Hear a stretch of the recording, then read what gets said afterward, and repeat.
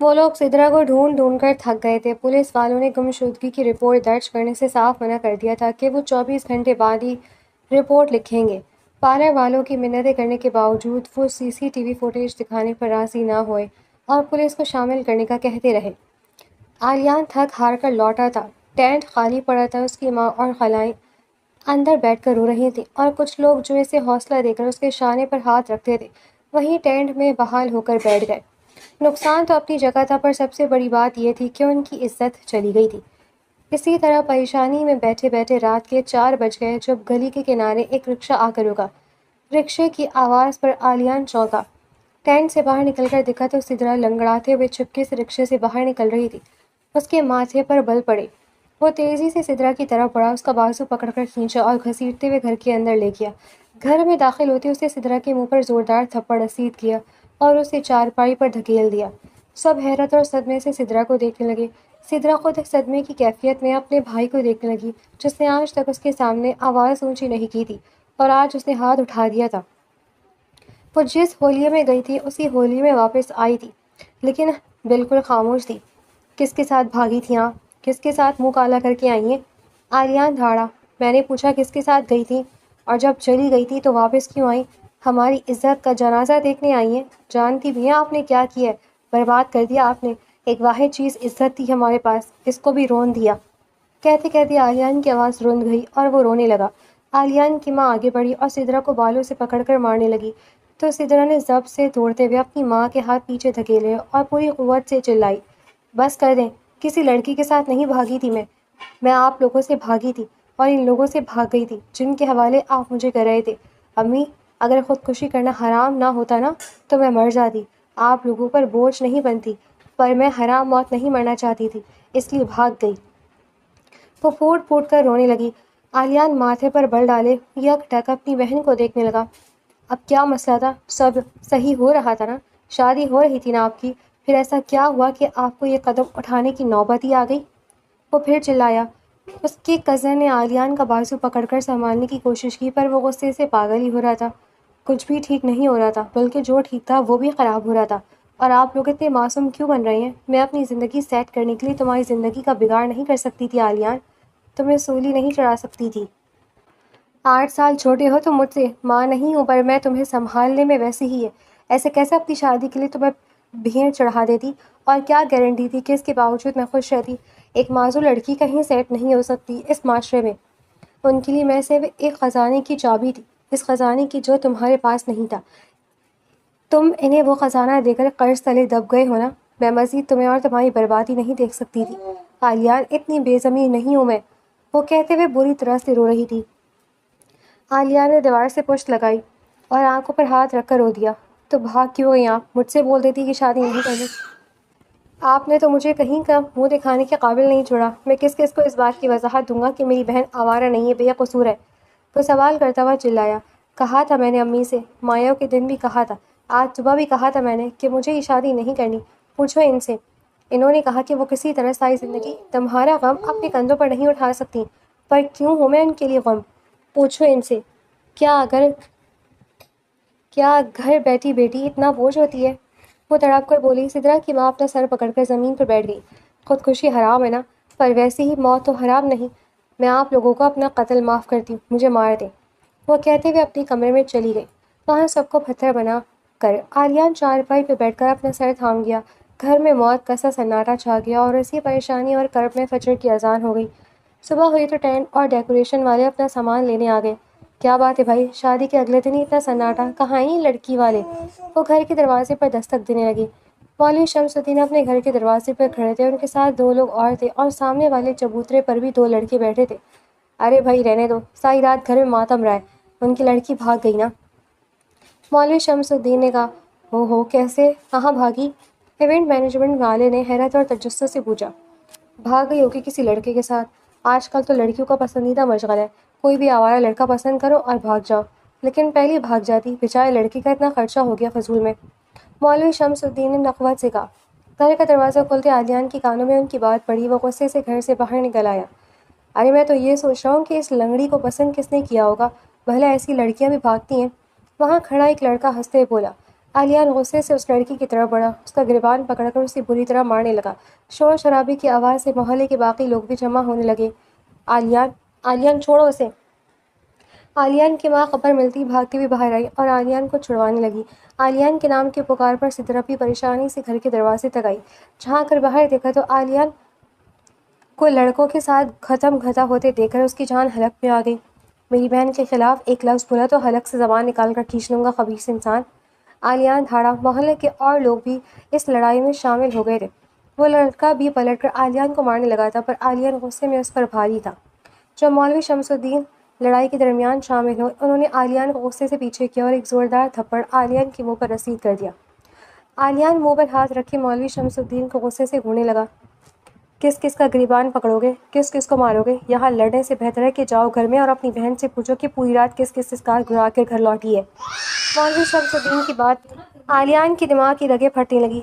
Shut up, just shut up, वो धाड़ा और उसने मौलवी शमसुद्दीन का गिरबान पकड़ लिया। खिड़की से झांकती जहरा और दुरिक्ता की आंखें फैल गईं। मौलवी शमसुद्दीन खौफ और गुस्से से कपकपाने लगे।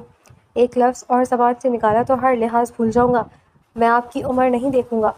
आलियान की आंखों में खून उतर आया था। वो किसी सूरत पीछे हटने को राज़ी नहीं था और मौलवी शमसुद्दीन पर यूँ हुर्रा रहा था जैसे अभी इन्हें जान से ही मार देगा। अरे क्या करोगे? और बोलूँगा तुम्हारी बहन आवारा है, बेहयाए, घर से भाग गई। मैं नहीं भूलूंगा तो पूरा ज़माना बोलेगा। किस किस का मुंह बंद करोगे? मारो कि मुझे मारो, मैंने कहा मारो। मौलवी शमसुद्दीन भी धाड़े। इससे पहले कि आलियान कुछ करता, पीछे से औरतों की चीखने की आवाज़ आई। आलियान, आलियान, सिद्रा को कुछ हो गया। आलियान, उसकी नाक से खून निकल रहा है। आलियान, कान से भी खून निकल रहा है। उसकी कज़न चिल्ला रही थी। आलिया ने मौलवी शमसुद्दीन को पीछे धकेला। मौलवी शमसुद्दीन लड़खड़ाकर पीछे गिरने लगे तो पड़ोसियों ने इन्हें थामा। आलियान तेज़ी से अपने घर की जानिब भागा। घर के अंदर दाखिल हुआ तो दरवाजे के सामने सिद्रा बेहोश पड़ी थी। उसकी नाक और कान से खून की लकीरें निकल रही थीं। उसने सिद्रा को ज़ोर ज़ोर से हिलाया। माँ सिद्रा के चेहरे पर पानी का छिड़काव करने लगी। गाड़ी निकालो, जल्दी गाड़ी निकालो, उसने अपनी कज़न से कहा। सिद्रा का जिस्म उसे ठंडा पड़ता महसूस हो रहा था। उसने नाक के पास उंगली लगाई तो सांसें थमी हुई थी। खौफ से जान निकलने लगी थी, लेकिन वो अपनी बहन को एक उम्मीद के तहत गोद में उठाए गाड़ी की तरफ लेकर भागा। अस्पताल पहुंचकर वो सिद्रा को इमरजेंसी में ले गया, पर डॉक्टर ने चेकअप करते ही अफसोस से कहा कि उसका इंतकाल हो चुका है। शदीद जहनी दबाव की वजह से उसके दिमाग की नस फट चुकी थी और खून दिमाग में फैल गया था। आप वो अपनी बहन का हाथ पकड़े बुरी तरह रो दिया। अस्पताल वालों ने सिद्रा की मैयत को घर भेज दिया। एम्बुलेंस में आर्यन सिद्रा के सामने बैठा धाड़े मार मार कर रोया और कांपते हाथों से उसका पीला पड़ता चेहरा थामा। कौन था उसकी मौत का जिम्मेदार? मौलवी शमसुद्दीन या मोहल्ले वाले जो उसके किरदार पर कीचड़ उछाल रहे थे, या उसके होने वाले ससुराल वाले जो जहेज पर जहेज की डिमांड किए जा रहे थे, या फिर सिद्रा की माँ जो सिद्रा को एहसास कमतरी की ऐसी खाई में धकेल चुकी थी जहाँ से निकलने की कोई उम्मीद ना बची थी। क्या ये माशरा हर बेबस, बेसहारा और माजूर इंसान के साथ यही करता था? आलिया ने अस्पताल से निकलते वक्त ही घर पर खबर कर दी थी। घर में सफ़े मातम बिछ चुकी थी। कल जो टेंट सिद्रा की बारात के लिए लगा था, आज वही टेंट उसके जनाजे का हो गया था। अंदर से कुर्सियाँ और सामान हटाकर सफ़ेद चादरें बिछा दी गई थी। कुरान और पानी का इंतज़ाम हो रहा था। सिद्रा की माँ का रो रो कर बुरा हाल था, और जब एम्बुलेंस घर पहुंची और सिद्रा की मैयत को उतारा गया तो कफन का बंदोबस्त किया गया। घर के बिखरे सामान में जहां बेड पर सिद्रा का बारात का सुर्ख लहंगा रखा था, वहीं उसके बराबर चारपाई पर अब उसका बेजान खामोश वजूद सफ़ेद कफन में लिपटा पड़ा था, अपनी तमाम तर तकलीफ़ों, तानों और बोझ से हमेशा के लिए आज़ाद होकर। सिद्रा की मैयत को बाहर लाया गया तो औरतें आगे होकर इसारे सवाब के लिए सूरतें और कलमा पढ़ती रहीं। मौलवी साहब, आप जा रहे हैं जनाजे में? मौलवी शमसुद्दीन की बीवी ने पूछा। हाँ, जनाजे में जाना तो लाजिम है, लड़की के अमाल जैसे भी थे, मौलवी शमसुद्दीन ने संजीदगी से कहा। तो पीछे खड़ी दुरिक्ता के माथे पर बल पड़ गए। वो कुछ कहने लगी पर अपनी माँ के इशारे पर रुक गई। मेरा मशवरा माने तो ना जाए, कल उसके भाई ने आपसे कितनी बदतमीज़ी की थी। मौलवी शमसुद्दीन की बीवी ने उन्हें रोका। उन्हें इस बात का डर था कि मौलवी शमसुद्दीन वहाँ गए तो फिर खड़े होकर कोई ऐसी बात ना कर दे जिससे पड़ोसियों की मज़ीद दिल आज़ारी हो जाए। नहीं नहीं, कुछ नहीं होता, माफ़ करना बड़ी बात है, मैंने आलियान को माफ़ कर दिया। वो दरिया दिली का मुजाहरा करते हुए घर से बाहर निकल गए। वैसे वो लड़का माफ़ी के काबिल नहीं था, पीछे से जहरा ने कहा। درختہ غصے سے زہرا کو گھورنے لگی اور پھر خاموشی سے اندر چلی گئی۔ مولوی شمس الدین جیسے جنازے میں شرکت کرنے کے لیے آگے بڑھے۔ عالیان غصے سے ان کے سامنے جا کھڑا ہوا۔ کیوں آیا یہاں پر؟ عالیہ نے تلخی سے پوچھا۔ مر تو گئی ہے وہ، اب کیا اس کی قبر میں بھی جا کر اس کے اعمال کا حساب کریں گے؟ مولوی شمس الدین کے ماتھے پر بل پڑے۔ کس طرح کی بات کر رہے ہو تم مجھ سے؟ انہوں نے غصے سے پوچھا۔ آس پاس کے لوگ جمع ہونے لگے۔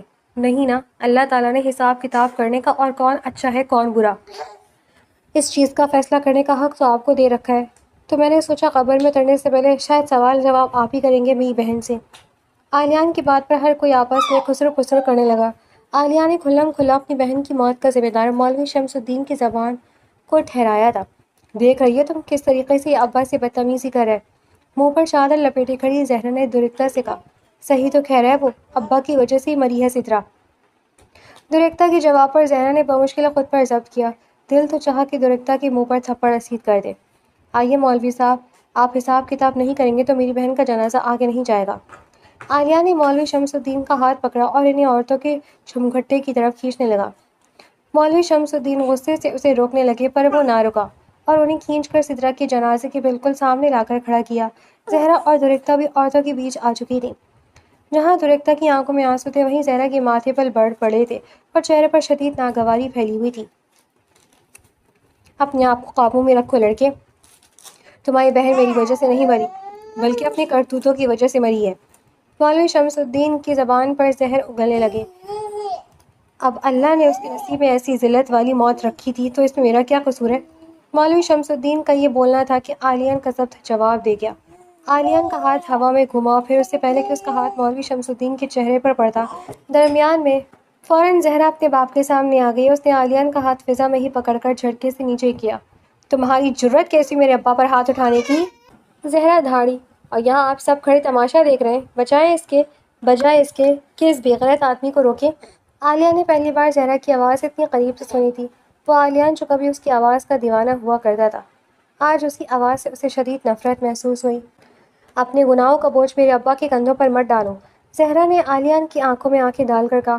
میرا ابا نہ بولتے تو کوئی اور بولتا۔ تمہاری بہن کا دل اگر اتنا ہی نازک تھا تو وہ یہ قدم نہ اٹھاتی، پھر چاہے اس نے وہ قدم کسی بھی وجہ سے اٹھایا ہو۔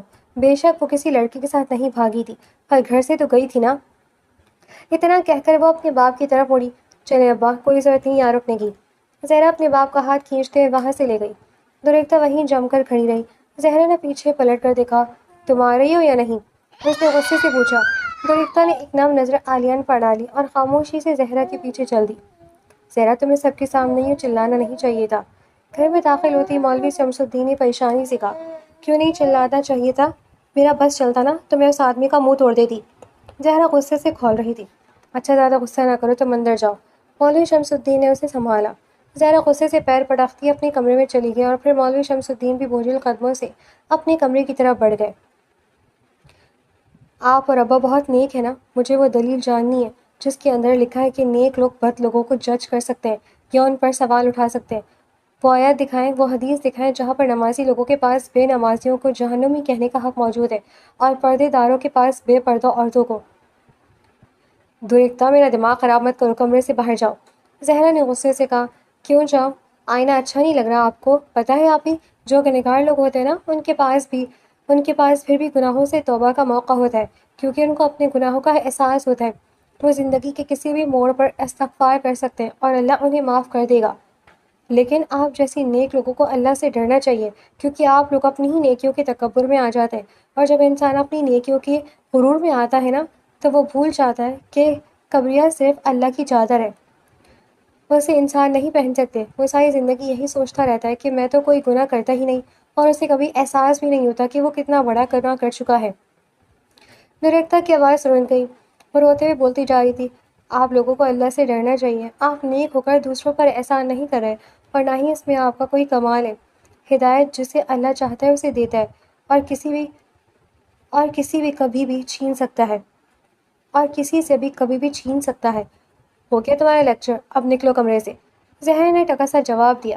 ابا کا رنگ خوب چڑھایا آپ پر کہ صحیح اور غلط کا فرق بھی نظر نہیں آ رہا، درختہ کہتے ہوئے جیسے ہی کمرے سے نکلنے لگی، زہرا غصے سے آگے بڑھی اور اس کا بازو پکڑ کر سختی سے دبوچ لیا۔ مجھ پر ابا کا رنگ چڑھا ہے یا تم پر عالیان کی محبت کا رنگ چڑھ گیا ہے؟ جو تمہیں صحیح اور غلط دکھائی نہیں دے رہا۔ ٹھیک کہتے ہیں، بری صحبت کا اثر بہت تیزی سے چڑھتا ہے، جیسے تم پر سدرا لوگوں کا چڑھا ہے۔ بس کر دیں، آپ ہی مر گئی ہیں، وہ مردے کو تو بخش دیں۔ دورکتا نے اپنے بازو چھڑانے کی کوشش کی۔ اتنا دین پڑھتی ہیں آپ، کیا آپ نے یہ بھی نہیں پڑھا کہ بدترین ہے وہ شخص جس کی زبان کے شر سے دوسرے انسان محفوظ نہ ہو؟ دورکتا اپنا بازو چھڑا کر جیسی پلٹی، کمرے کے دروازے پر اپنی ماں کو ساکت کھڑے دیکھا۔ دیکھ رہی ہیں امی اس کی زبان کیسے چل رہی ہے؟ زہرا نے اپنی ماں کی طرف دیکھ کر شکایت کی۔ ماں آہستہ قدم اٹھاتی کمرے کے اندر آئیں۔ ہاں میں دیکھ رہی ہوں کہ دورکتا کی زبان کچھ زیادہ ہی چل رہی ہے، اسے اپنے الفاظ ضائع کرنے کا بہت شوق ہے۔ زہرا مسکرائی پر اگلی پل حیرت سے اپنی ماں کو دیکھنے لگی جب انہوں نے دورکتا کا رخ اپنی طرف کیا۔ ساری زندگی تمہارے ابا کے بڑے بولوں سے اللہ کی پناہ مانگی ہے کہ تمہارے ابا کے بڑے بول کہیں تم لوگوں کے آگے نہ آ جائیں۔ بھلا تمہارے ابا کی باتوں میں تم بچوں کا کیا قصور تھا؟ پر مجھے افسوس ہے زہرا، کیا مجھے اللہ سے تمہارے بڑے بولوں کی بھی معافی مانگنی پڑے گی کہ تمہارے بڑے بول تمہارے اپنے آگے نہ آ جائیں۔ اماں نے دورکتا کا ہاتھ تھاما اور اسے لے کر باہر نکل گئیں۔ زہرا حیرت اور صدمے سے اپنا منہ کھولے اپنی ماں کو جاتے ہوئے دیکھتی رہ گئی۔ کب بڑے بول بولے ہیں میں نے؟ کون سا میں نے سدرا کی کردار پر بولا ہے کچھ بھی؟ کب بڑے بول بولے ہیں میں نے؟ کون سا میں سدرا کی کردار پر بول رہی ہوں؟ زہرا کمرے میں اکیلی رہ گئی تو خود سے الجھنے لگی۔ پر ابا بھی تو غلط نہیں ہے، ابا نہیں بولیں گے تو سارا زمانہ بولے گا۔ اس کو ایسا کام کرنا ہی نہیں چاہیے تھا، اور موت تو برحق ہے، اس کی زندگی اتنی ہی لکھی تھی، سو آ گئی، اللہ اسے بخش دے۔ دورکتا کی باتوں کا تیر گہرا لگا تھا، اس لیے وہ خود کو صفائیاں دے کر تسلی دینے کی ناکام سی کوششیں کر رہی تھی۔ اللہ خیر کرے، نہیں میں پڑوسی ہوں، پر اب میں کسی دکھ میں شریک نہیں ہوں گا ان کے، مولوی شمس الدین نے کمرے سے باہر نکلتے ہوئے کہا۔ سبزی کاٹتی زہرا اپنے باپ کو دیکھنے لگی، جبکہ دورکتا تو اس وقت سے اپنے کمرے میں بند تھی۔ کیا ہوا ابا، خیریت؟ زہرا نے پوچھا۔ مولوی شمس الدین نے ایک گہری سانس لی۔ آلیان کی ماں کو ہارٹ اٹیک ہوا ہے۔ اللہ خیر کرے، زہرا کا دل دھک سے رہ گیا۔ دورکتا کی باتوں نے ان کے دل پر ایک عجیب سی کیفیت طاری کر دی تھی۔ یوں لگ رہا تھا جیسے سب کچھ جو ہو رہا ہے اس کی قصوروار خود مولوی شمس الدین ہے، یا شاید وہ خود بھی۔ استغفار کرو، روح کو استغفار کی ضرورت ہے۔ سامنے بیٹھی چاول بنتی ماں کے کہنے پر زہرا نے چونک کر اپنی ماں کو دیکھا۔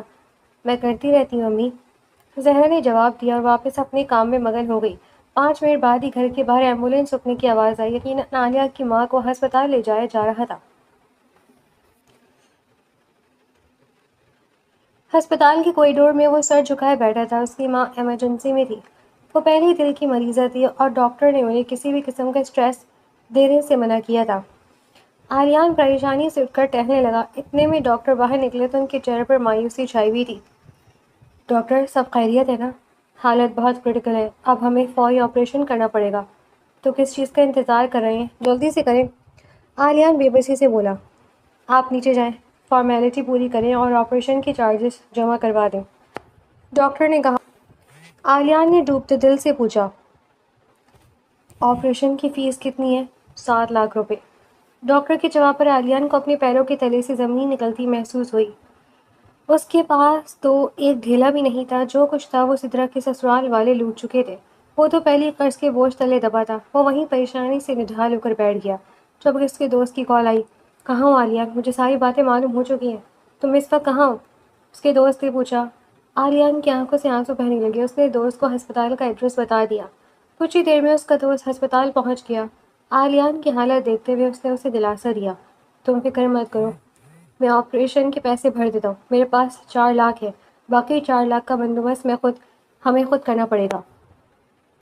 میرے پاس تو 4 لاکھ بھی نہیں ہے، میں اتنی جلدی بندوبست کیسے کروں گا؟ مجھے کچھ سمجھ میں نہیں آ رہا، میں کیا کروں؟ سب ہاتھ سے نکلتا جا رہا ہے۔ آلیان پھوٹ پھوٹ کر رونے لگا۔ اس کا دوست سوچ سمجھ کر اسے دیکھنے لگا۔ آلیان، ایک طریقہ ہے جس سے پیسوں کا بندوبست ہو سکتا ہے۔ عالیہ نے فوراً اپنے دوست کو دیکھا۔ کیا طریقہ ہے، مجھے بتاؤ، میں کچھ بھی کروں گا۔ میں نے تمہیں بتایا تھا نا کہ میں نے ایک نئی جاب جوائن کی ہے جس میں اچھی تنخواہ اور سب کچھ بہت اچھا ہے۔ عالیہ نے اس بات میں سر ہلایا۔ میں نے ایک مافیا گروپ جوائن کیا جس میں ہمیں مختلف ٹاسک ملتے ہیں اور وہ پورے کرنے پر ہمیں اتنے پیسے ملتے ہیں جتنا لوگ سالوں میں کماتے ہیں۔ مجھے صرف 3 مہینے ہوئے ہیں اور میرے پاس اپنا گھر، اپنی گاڑی، سب کچھ ہے، صرف 3 مہینے میں۔ آریان یک ٹک اپنے دوست کو دیکھنے لگا، پھر اس کے دماغ میں خطرناک گھنٹی بجی۔ پر یقیناً وہ سب حرام ہوگا، محنت کے بغیر آنے والا پیسہ حلال کیسے ہو سکتا ہے؟ اس کا دوست گہرے لہجے میں بولا، عالیہ یا تو تم حلال حرام کے چکر میں پڑے رہو یا پھر اپنی ماں کو بچا لو۔ عالیان کا دل بری طرح دھڑکنے لگا۔ آگے کنواں تو پیچھے کھائی والا معاملہ ہو گیا تھا، پر مجھے آپریشن کے لیے پیسے ابھی چاہیے۔ وہ لوگ تو کام کروانے کے بعد پیسے دیتے ہیں نا؟ 10 منٹ سوچنے کے بعد عالیہ نے پوچھا، کیونکہ اس کے پاس زیادہ وقت نہیں تھا۔ ہاں لیکن اگر تم ان کا گروپ جوائن کرو تو میری پہنچ اوپر تک ہے، میرے کہنے پر وہ تمہیں ایڈوانس دے دیں گے۔ اس سے پہلے کہ عالیان کوئی جواب دیتا ہے، نرس نے آ کر اسے بتایا کہ وہ اپنی ماں کو دیکھ سکتا ہے۔ عالیان فوراً اٹھ کر ICU روم کی طرف چلا گیا۔ اس کا دوست وہیں مسکراتے ہوئے کھڑا رہا۔ اس نے فون نکال کر نمبر ملایا اور کون سے لگایا۔ جی بس آپ کو جو لڑکا پسند آیا تھا میں نے اسے پھانس لیا۔ جی وہ ضرور جوائن کرے گا ہمارا گروپ۔ اس کی ماں کا آپریشن ہے، احسان تلے دب جائے گا تو پھر چھوڑے گا کیسے؟ اور ایک بار پھنس گیا تو پھر کہاں جانے دیں گے؟ عالیان کے دوست نے اپنے باس سے بات کی اور پھر ہنستے ہوئے فون کاٹ دیا۔ کچھ دیر بعد عالیان شکستہ قدموں سے واپس اپنے دوست کے پاس آیا۔ کیا سوچا عالیان؟ عالیان اپنے دوست کے سینے سے لگ کر پھوٹ پھوٹ کر رو پڑا۔ زیادہ وقت نہیں ہے، امی کا آپریشن بہت ضروری ہے۔ میں اس طرح آپ ہی کو کھو چکا ہوں، امی کو نہیں کھو سکتا۔ اگر امی کو کچھ ہوا تو میں جیتے جی مر جاؤں گا۔ وہ بچوں کی طرح بلک بلک کر رونے لگا۔ میرے ساتھ چلو، فکر مت کرو، ابھی پیسے مل جائیں گے۔ میں ڈاکٹر کو آپریشن شروع کرنے کا کہتا ہوں، جب تک ہم چارجز جمع کروا دیتے ہیں۔ میں بات کرتا ہوں ڈاکٹر سے۔ یہ کہتے ہوئے اس کا دوست عالیان کو وہیں چھوڑ کر ڈاکٹر کے روم کی طرف چلا گیا اور کچھ دیر بعد واپس آ کر بولا، تمہاری امی کا آپریشن شروع ہو رہا ہے، چلو میں تمہیں لے کر چلتا ہوں۔ یہ کہہ کر اس کے دوست نے عالیان کا ہاتھ پکڑا اور اسے اپنے ساتھ گاڑی میں اٹھا کر اپنے باس کے اڈے کی طرف روانہ ہو گیا۔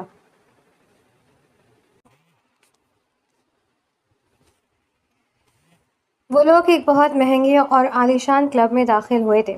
اس کلب میں عام بندوں کی انٹری سخت منع تھی۔ انہیں کلب کے دروازے پر ہی سیکیورٹی گارڈز نے روک لیا۔ تبھی اندر سے ایک آدمی بھاگتا ہوا آیا اور بولا، یہ ہمارے آدمی ہیں۔ جس پر گارڈز نے عالیان اور اس کے دوست کا راستہ چھوڑ دیا۔ کلب کے اندر داخل ہوتی سرخ روشنی ہر طرف پھیلی ہوئی نظر آئی۔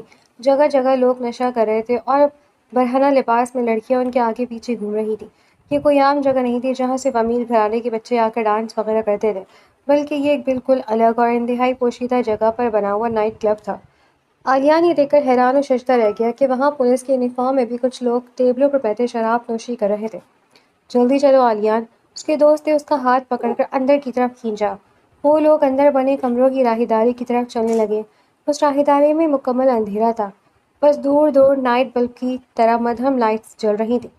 ایک کمرے کے آگے جا کر عالیان کا دوست رکا اور دروازے پر دستک دی۔ کچھ دیر بعد ایک گارڈ نے دروازہ کھولا اور وہ اندر داخل ہو گئے۔ وہ کمرہ کم اور کوئی بڑا محل زیادہ لگ رہا تھا۔ ایک وسیع و عریض ہال جس میں جگہ جگہ پرتعیش ٹیبلز رکھی تھیں اور ایک طرف بڑا سا بیڈ لگا تھا۔ عالیہ نے بے اختیار اپنا ہاتھ منہ پر رکھا۔ مجھے کچھ ٹھیک نہیں لگ رہا۔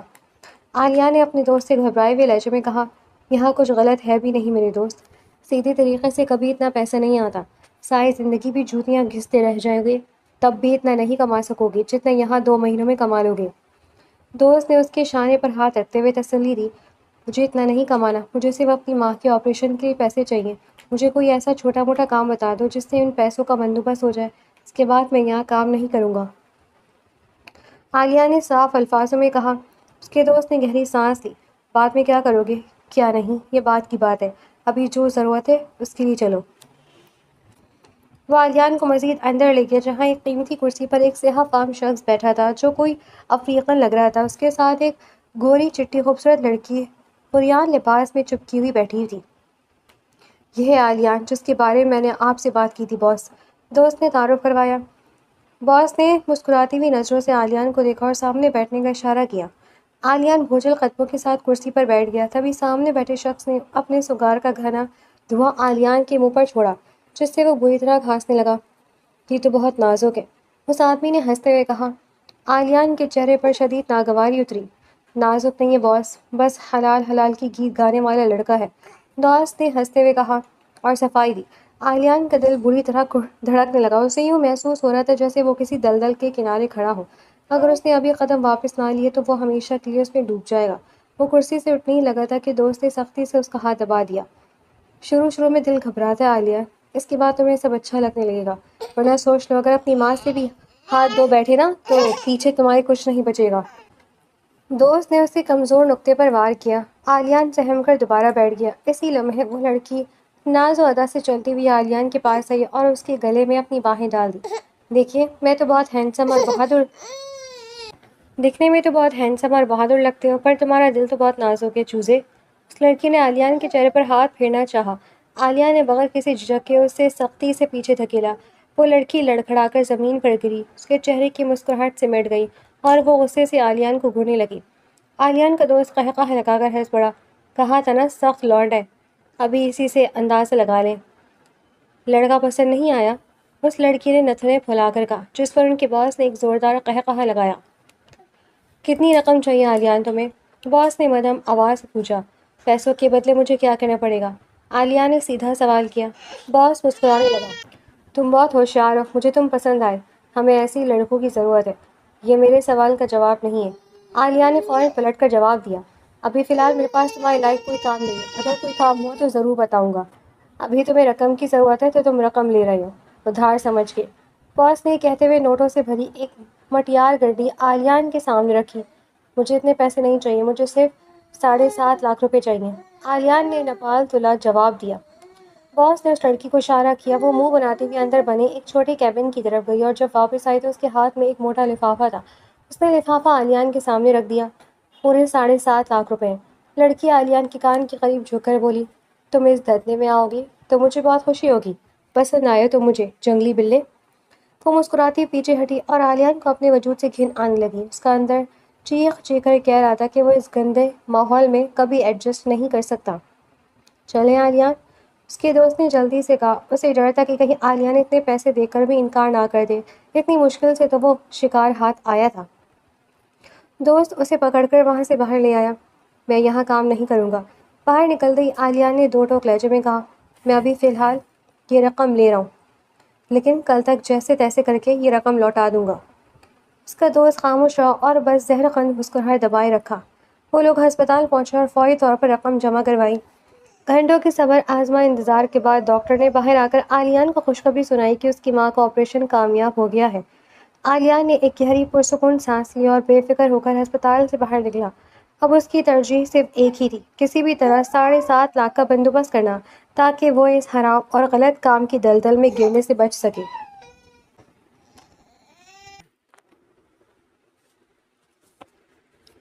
زہرا یونیورسٹی میں اپنے دوست کے ساتھ لائبریری بیٹھی تھی جب اس کی دوست ضروری فون آنے پر اٹھ کے باہر گئی اور ارباز اس کے ٹیبل پر آ کر بیٹھ گیا۔ زہرا نے مسرور سے انداز میں نگاہ اٹھا کر دیکھا، پر چند فاصلے پر ارباز کو دیکھ کر فوراً چہرہ پھیر لیا۔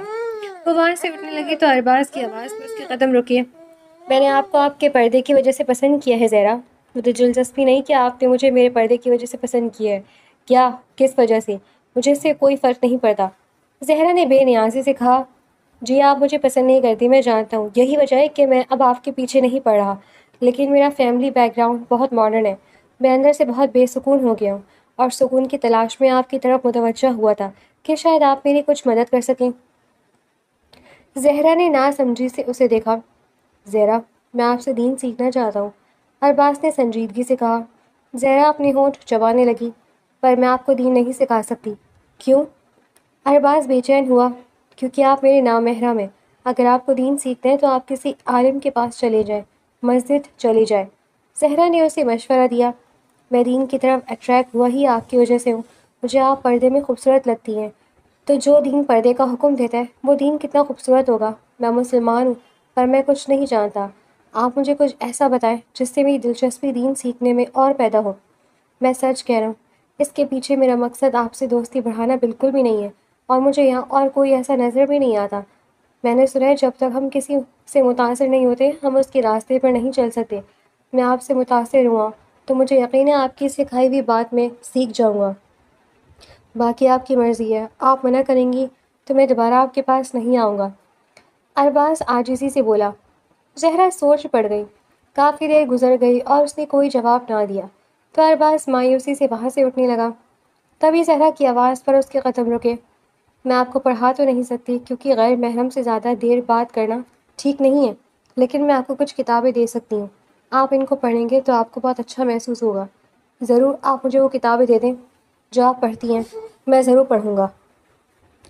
ارباز نے خوشی سے کہا، جی، پھر اگر مجھے کچھ سمجھ نہ آئے تو کیا میں آپ سے پوچھ سکتا ہوں؟ جی پوچھ لیجیے گا۔ نہ جانے وہ کیسے رضامند ہوئی تھی، اس کے منہ سے ہاں کیسے نکلا تھا وہ خود بھی نہیں جانتی تھی، جبکہ ارباز دل ہی دل میں سرشار ہو رہا تھا۔ لیکن دین کے نام پر اگر آپ میرے ساتھ کوئی مذاق کر رہی ہیں نا تو یہ اچھا نہیں ہوگا، زہرا نے اسے ٹوکا۔ ارباز فوراً سنجیدہ ہوا، نہیں بالکل بھی نہیں، آپ بے شک مجھ سے کتاب کے متعلق کچھ بھی پوچھ لیجیے گا، میں جو پڑھوں گا وہ آپ کو بتاؤں گا۔ زہرا نے اپنے بیگ سے ایک کتاب نکالی، سیرت مصطفیٰ، اور وہ ارباز کی جانب بڑھا دی۔ مجھے لگتا ہے آپ کو مجھ سے نہیں، ان سے متاثر ہونے کی ضرورت ہے، یہ کتاب آج ہی مجھے میری بہن نے دی ہے، آپ یہ کتاب پڑھیں گے تو مجھے نہیں لگتا کہ آپ کو میری رہنمائی کی بھی ضرورت پڑے گی، زہرا نے کہا۔ ارباز نے وہ کتاب تھام لی، کتاب کھولی تو فرنٹ پیج پر ہی نام لکھا تھا، درختہ شمس الدین۔ اکتا، یہ تو بندوں والا نام نہیں ہے؟ ارباز نے حیرت سے پوچھا۔ زہرا نے اسے گھورا، اکتا نہیں درختہ۔ ارباز اپنی غلطی پر ہنسا، اوہ مائی بیڈ۔ السلام علیکم، معذرت کے ساتھ آج ایک نہیں، یہ بھی بہت مشکل سے لکھی ہے کیونکہ آپ لوگ انتظار کرتے ہیں۔ کل انشاءاللہ پوری ایپیسوڈ ہوگی 8000 الفاظ کی اور وقت پر ہوگی انشاءاللہ۔